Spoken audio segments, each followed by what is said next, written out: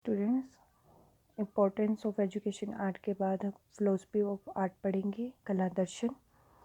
हमारा जो first point है वह कला व आधुनिकता, आर्ट एंड मॉडर्निटी।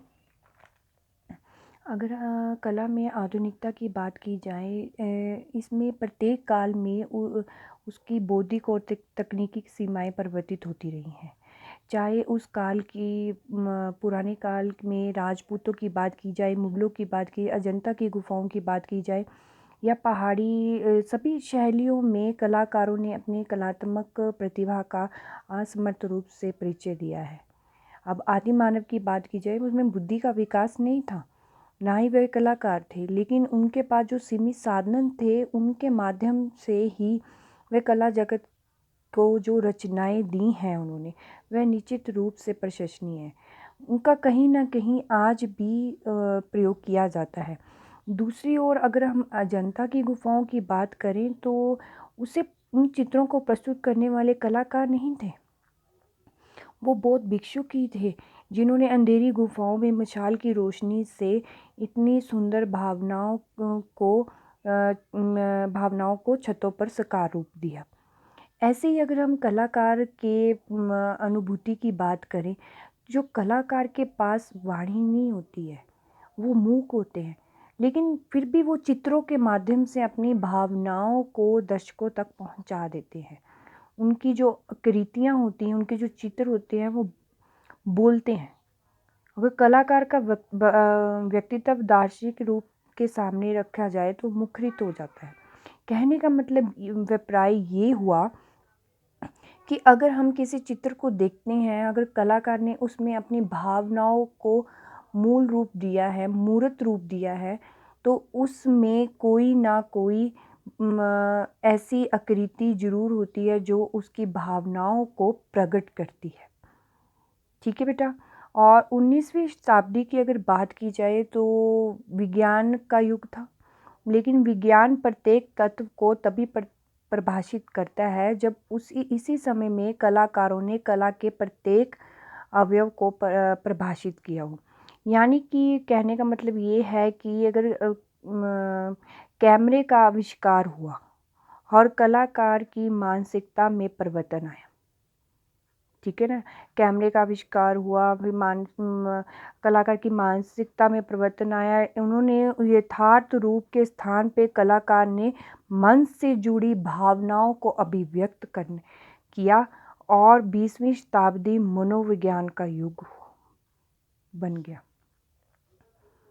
जिसके माध्यम से कलाकारों ने अपनी भावनाओं को मूर्त रूप दिया है। हमारा जो नेक्स्ट पॉइंट है सौंदर्य विचार, यानी कि कॉन्सेप्ट ऑफ ब्यूटी। अगर ब्यूटी की बात की जाए, कला में अगर सौंदर्य किसी ना किसी रूप में सबको आकर्षित करती है, चाहे वो कला है, चाहे कुछ भी है, उनमें सौंदर्यता होती है, वो अपनी ओर आकर्षित कर ही लेती है। परंतु सौंदर्य का अर्थ क्या है? सौंदर्य इस संबंध में बहुत ही महत्वपूर्ण है। ब्यूटी की अगर बात की जाए, कुछ दार्शनिक के अनुसार प्राकृतिक तथा ईश्वर में सौंदर्य वस्तु में है और जो प्राकृतिक है वो ईश्वर में है। कुछ अन्य दार्शनिक इसे मानसिकता तथा विचारों में सुंदरता मानते हैं और इस विचार के माध्यम से अगर बात की जाए तो सुंदरता मान्यता परंपरा पर आधारित होती है। अगर किसी विषय व्यक्ति की जैसी धारणा बन जाती है, उसे वैसे ही उसे महत्व दिया जाता है। अगर कलाकार की बात की जाए, अगर नायिका के मुख की तुलना वह चांद से करता है तो वो उसकी कल्पना है। चांद को देवता मानकर पूजा जाता है। करवा चौथ पे जैसे कि आप लोग देखते हैं कि चांद की पूजा की जाती है, सुहागनी स्त्रियां उसे पूजती हैं। इसी प्रकार अगर देश काल की बात की जाए तो सौंदर्य का जो मापदंड है वह अन्य देशों के मापदंड से पृथक है।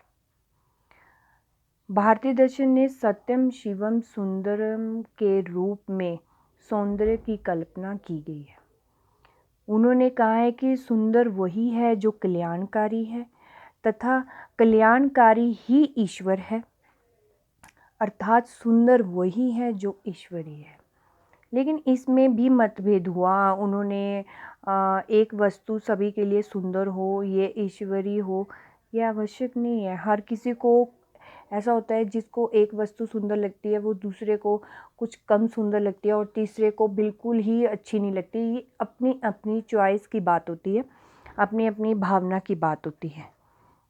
ठीक है बेटा, हमारा जो अगला पॉइंट है कला तथा समाज।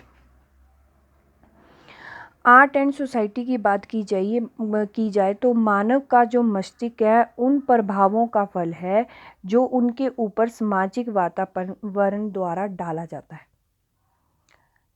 कहते हैं ना, मानव एक सामाजिक प्राणी है। अपनी चारों ओर के वातावरण से उसका व्यवहार, खान पान, संस्कृति आदि विकसित होती है। कहते हैं ना, जैसा देश वैसा वेश। जैसे वहीं का खान पान हो जाता है, वैसे ही उसको पहरावा पहनना पड़ता है। वैसे ही अगर आदिकाल से मानव समूह में रहता आया है, उसकी जो जीवन शैली के कुछ नियम बन गए हैं। अब बालक की बात करें तो बालक बचपन से ही पहले परिवार, तब पश्चात समाज से परिचित होता है।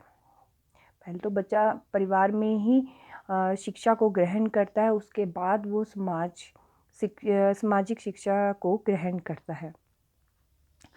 सामाजिक परिस्थितियों का मानव के मन पे प्रत्यक्ष प्रभाव डालता है, जैसे कि आप सब जानते हैं।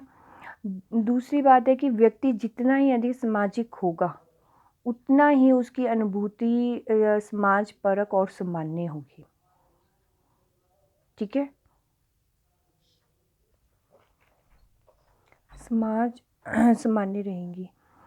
कलाकार प्रत्यक्ष और अप्रत्यक्ष